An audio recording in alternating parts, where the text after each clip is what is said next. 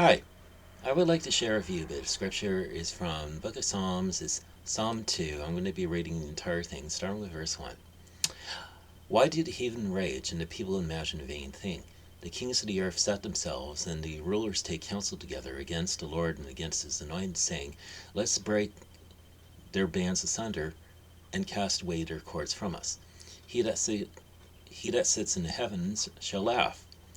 The Lord shall have them in derision. Then shall he speak unto them in his wrath, and vex them in his sore displeasure. Yet have I set my king upon my holy hill of Zion.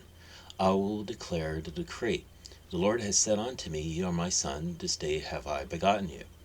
Ask of me, and I shall give you the heathen for your inheritance, and the uttermost parts of the earth for your possession. You shall break them with a rod of iron, you shall dash them in pieces like a potter's vessel. Be wise now, therefore, O you kings, be instructed, you judges of the earth. Serve the Lord with fear and rejoice with trembling. Kiss the Son, lest he be angry and you perish from the way, when his wrath is kindled but a little. Blessed are all they that put their trust in him. Now, those bits of scripture right there are basically preface for something I would like to share with you, which is not a teaching from the Bible or sermon or anything. It's just that recently I finished yet another Empath Luckiest Smurf story, and it took me a few days to do it, and I had some help from ChatGPT to get get the story finished. It's called Tapper and the Iron Gospel, and the reason why it's called the Iron Gospel is basically basically because it invokes the imagery of Psalm 2, and particularly verse 9, where it says, You shall break them with a rod of iron, you shall dash them in pieces like a potter's vessel. And that is repeated in the book of Revelation, cha- chapter 2, verse 27. And he shall rule them with a rod of iron, as vessels of a potter shall they be broken to shivers, even as I received of my Father. That's Jesus speaking in that particular verse. And just anyway, the story is that starts with Tapper, the village bartender, going off into the mountains to do a 40-day fast, and just and the Smurfs basically wait for him to return, and just and Empath Empath monitors him, but basically keeps his distance, and just and Tapper pretty much does nothing in amounts but basically fast and pray, and just read read scriptures, and just and after like 40 days, Tapper returns, and he tells us that on the 40th day he was t- tested by the devil, or by Smurf interpretation of the devil, and the temptations are similar to like what Jesus encountered in the desert after his 40th day of fasting. I mean, first temptation was is to turn stones into bread and stuff, and he, I mean, this devil Smurf tells Tapper, if you are a son of the Almighty, tell tell these stones to become bread, and of course Tapper, in in the same vein as Jesus, it says, "It is written, man shall not live by bread alone, but by every word that proceeds from the mouth of God." And then next, the devil Smurf takes him to a top of a castle, and just the highest point, and this is like Jesus being brought to the highest point of the temple, and devil Smurf says, "If you are son of the Almighty, cast, cast yourself down, for it is written that he shall give his angels charge over concerning you, and in their hands they shall bear you up, lest you dash your foot against a stone. And of course, Tapper says, it is written again, you shall not test the Lord, you shall not tempt the Lord your God. And last but not least, the Devil Smurf takes him to a highest mountain, shows him all the kingdoms of the world in the moment of time, and he says, all this I will give you if you'll fall down and worship me. And and and Tapper says, away with you, devil, for it's written, you shall serve the Lord your God. I mean, you shall worship the Lord your God and serve him only. And then the Devil Smurf departed, and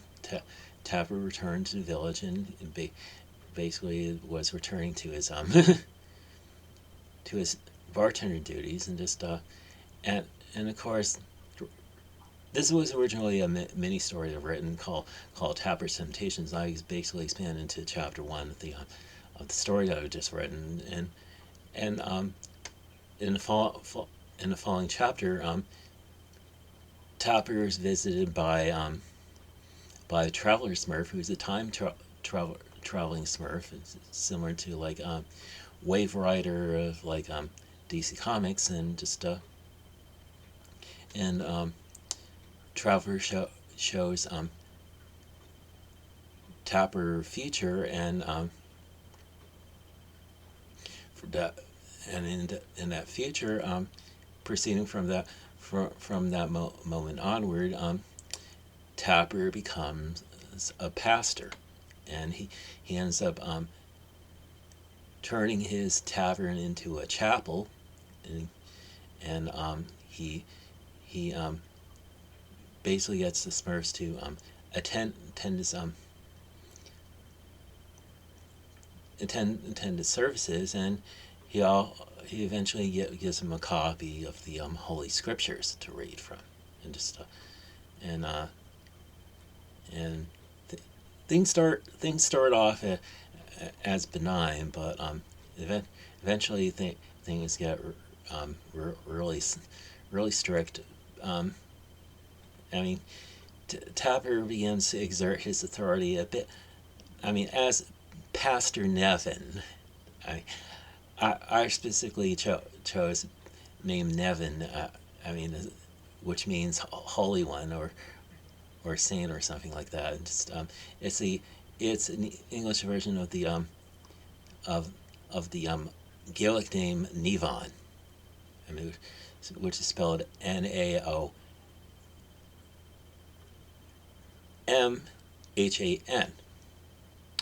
And I mean, Tapper is making Smurfnip taste really terrible when you smoke it, and he also confronts Jokey when he pulls a prank on Brainy, basically slipping laxative into a cake that he baked for for and basically drag him by his ear and to Papa Smurf, and basically gets Jokey confesses crime to Papa Smurf, and Papa Smurf b- b- gives him punishment to not be able to play his pranks for at least a month, and Pastor Nevin suggested an alternate punishment, basically have him serve as an usher in his chapel, and just and he tells Papa Smurf, I'll make sure he never does anything else, anything like that again to harm his fellow Smurfs by putting the fear of God in him. and and and I mean, Pastor Nevin preaches a total of like two sermons that are like recorded in the story. I mean, and this is by the second printed sermon in a story that that Pastor Nevon, Pastor Nevin starts acting like he's got an axe to grind with his fellow Smurfs, and just I mean, in this timeline, Smurf that basically feels attracted to Pastor Nevin, and just and she tries to start a relationship with him, but Pastor Nevin turns down her affections, and um, and Smurfette feels upset about it, and she tells Papa Smurf, and just and Papa Smurf thinks that Pastor Nevin is trying to lead Smurfette on, and Pastor Nevin defends himself by saying that um, that he I mean, his relationship with Smurfette is ba- mostly platonic, and he basically just tells the truth, and just that he's I mean, Pastor Nevin starts getting defensive about what Papa Smurf is accusing him of doing, and just he ends up resorting to I have full authority by God, and just and when Papa Smurf tell orders Pastor Nevin to stop, to, I mean to restrict his interactions with Smurfette, and just eventually get to the point where there's Smurfs throw a party in Smurf Village one evening, and because they used to hang out at Tapper's Tavern, but since that's been turned into a chapel, they and he's been spending nights mostly studying scriptures and all and praying and stuff, and just they want to have a night and just just relaxing and just enjoying themselves, and then Pastor Nevin interrupts this party, basically accusing the Smurfs of acting like the Israelites when they couldn't wait for Moses to come down from the mountains, and just and he ends up using his supernatural powers to basically get the Smurfs to fall in line and shut down the party, and then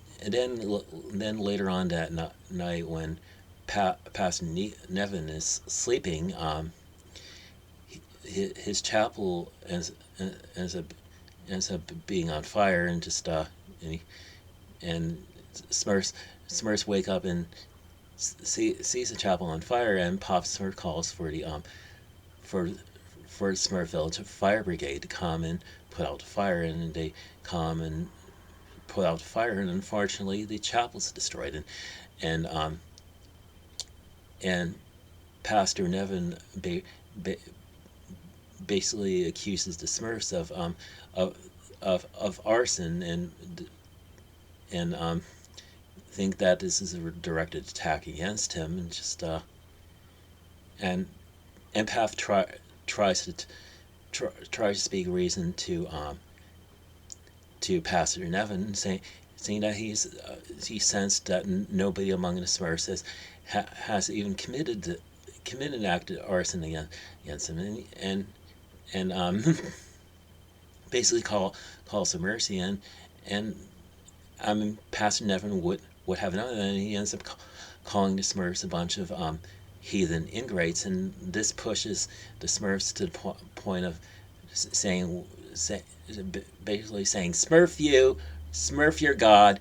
and Smurf your religion, and I mean, they had enough of Pastor Nevin's pushing his religion upon the other Smurfs, and they end up taking their Bibles, putting it in a big pile, and just burning them. And this, I mean, this is not this is not meant as an attack against religion, but this is basically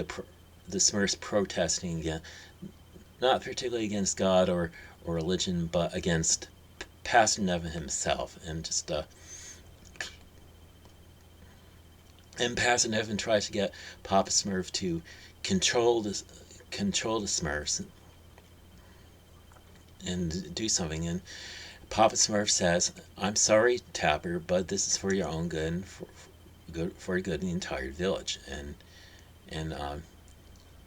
Pastor Nevin has a tear in his eye, and he ends up saying, "My God, what have I done?" And that's when the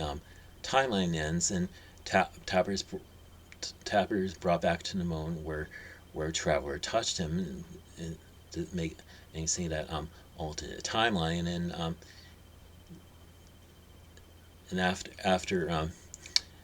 after Traveler leaves, Tapper turns to Lord, and the following morning Tapper meets with Empath, Polaris, and Duncan. Says that the Lord has revealed to him that he that it's not time for him to become a pastor, but rather for him to remain as the bartender. So it's an interesting story. I would advise you to check it on Smurfs Fan and Wiki, and it's under the title Tapper and the Iron Gospel. I mean, I'm thinking about posting it on my own website, Vic George's Imaginarium, if I could get things formatted and just uh, well, this video has turned out a little longer than I expected, but I had to get everything out that I need to say about this news story that I finished. I just anyway, I hope you have a wonderful day, and may God bless you.